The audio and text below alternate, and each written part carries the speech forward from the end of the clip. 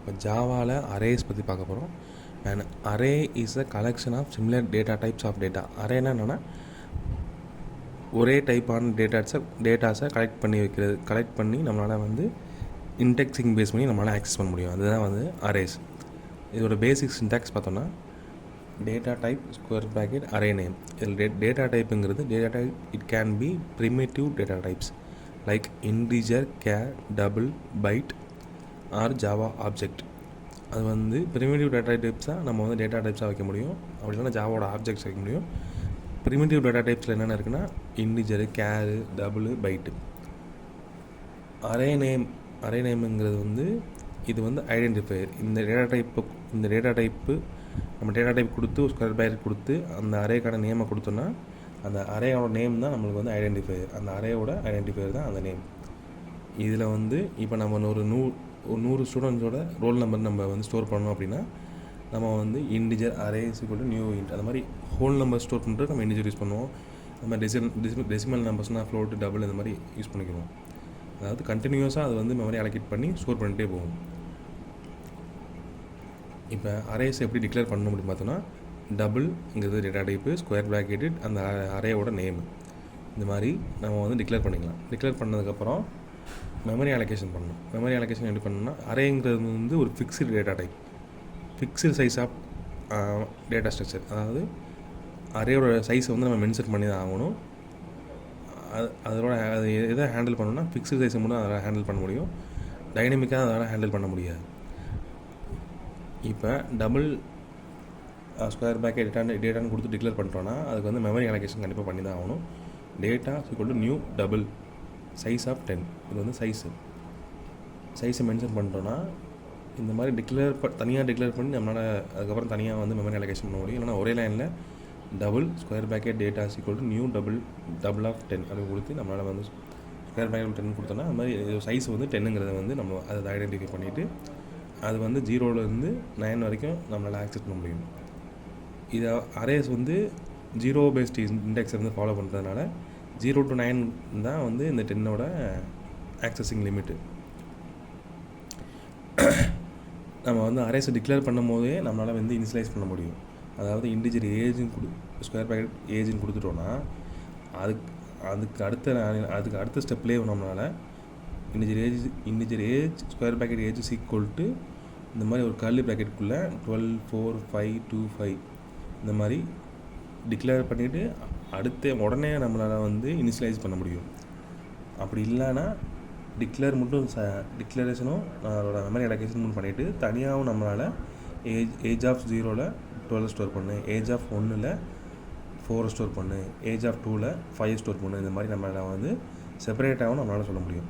இந்த 2 ஸ்டெப்பும் என்ன பண்ணோன்னா இந்த மாதிரி ஃபஸ்ட்டு இந்த ஸ்டெப் என்ன பண்ணுதுன்னா ஏஜ் ஆஃப் 0ல் 12, ஏஜ் ஆஃப் 1ல் 4, ஏஜ் ஆஃப் 2ல் 5, ஏஜ் ஆஃப் 3ல் 2, ஏஜ் ஆஃப் 4ல் 5 இந்த மாதிரி டேரெக்டாக டிக்ளரேஷனும் மெமரி அலோகேஷனும் இனிஷியலைசேஷனும் ஒரே ஸ்டெப்பில் நடந்துருச்சு.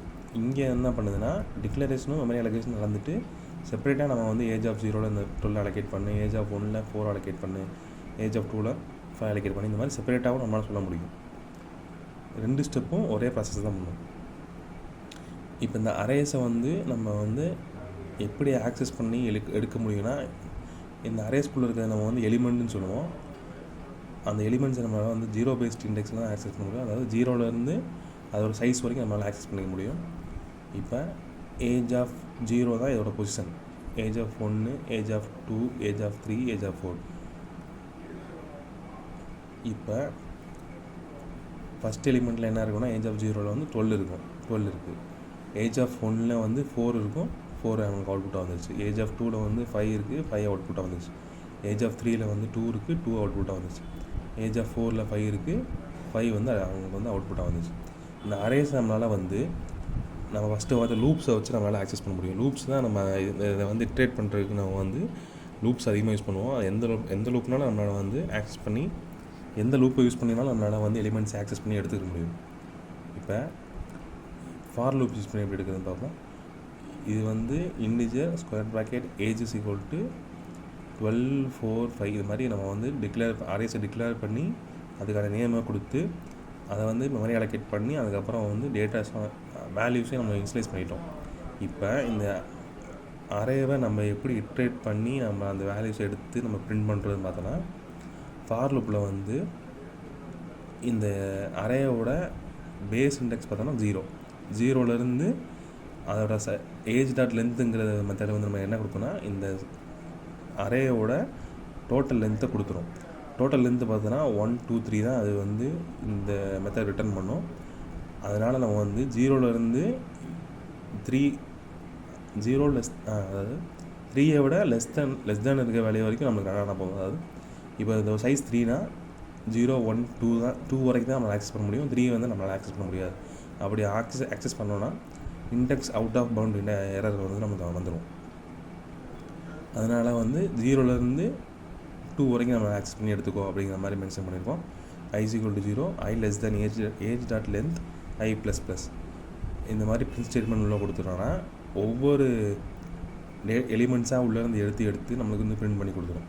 இப்போ i0ன்னு உள்ள வரும்போது 0 less than age dot length check பண்ணிவிட்டு கண்டிஷன் ட்ரூவாக இருக்குன்னா i ++ வந்து இது i ++ நம்ம 1ஆக மாறிடும்.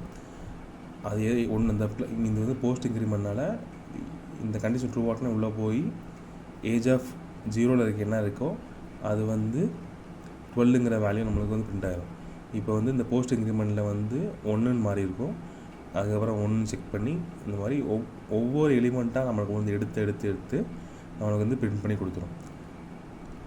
இந்த ஃபார் லூப்பை வச்சு நம்மளால் ஈஸியாக நம்மளால் அரேஸை வந்து இட்ரேட் பண்ணி ஒவ்வொரு எலிமெண்ட்ஸாக நம்ம எடுத்துக்க முடியும். இது மாதிரி ஃபார் ஈச் லூப்பை நம்மளால் யூஸ் பண்ணிக்க முடியும். ஃபார் ஈச் லூப்பை அதே ப்ராசஸ் தான் பண்ணணும். நம்ம டிக்ளேர் பண்ணி இன்ஸ்லைஸ் பண்ணி மெமரி அலோகேஷன் பண்ணி இன்ஸ்லைஸ் பண்ண அரேஸை நம்ம வந்து ஃபார் ஈச் லூப் வச்சு யூஸ் பண்ணி நம்ம வந்து இட்ரேட் பண்ணி எடுத்துக்க முடியும்.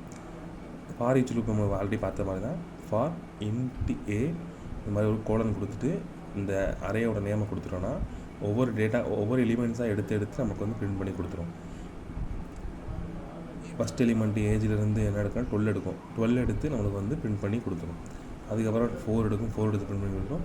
5 எடுத்து பிரிண்ட் பண்ணி கொடுத்துரும். இந்த ஃபார் ஈச் லூப்பில் என்ன ஒரு டிஸ்அட்வான்டேஜ்னு பார்த்தோன்னா, நம்மளால் வந்து ஒரு லிமிட்டேஷன் செட் பண்ணி இது வரைக்கும் நீ எடுத்துக்கோ, இந்த மாதிரி பண்ணிக்கோ அப்படின்னு வந்து சொல்ல முடியாது. ஒரு லிமிட் செட் பண்ணி நம்மளால் பண்ண முடியாது. நம்ம இந்த மாதிரி ஃபார் ஈச் லூப் யூஸ் பண்ணாலே அந்த அரேயோட எண்டு வரைக்கும் இது வந்து எடுத்து கொடுத்துரும். அதனால தான் இந்த ஒன்று தான் அந்த ஃபார் ஈச் லூப்போட டிஸ்அட்வான்டேஜ். இந்த மாதிரி அரேஸை வந்து நம்மளால் ஈஸியாக ஹேண்டில் பண்ணி ஒவ்வொரு எலிமெண்ட்ஸாக நம்மளால் ஆக்சஸ் பண்ணிக்க முடியும்.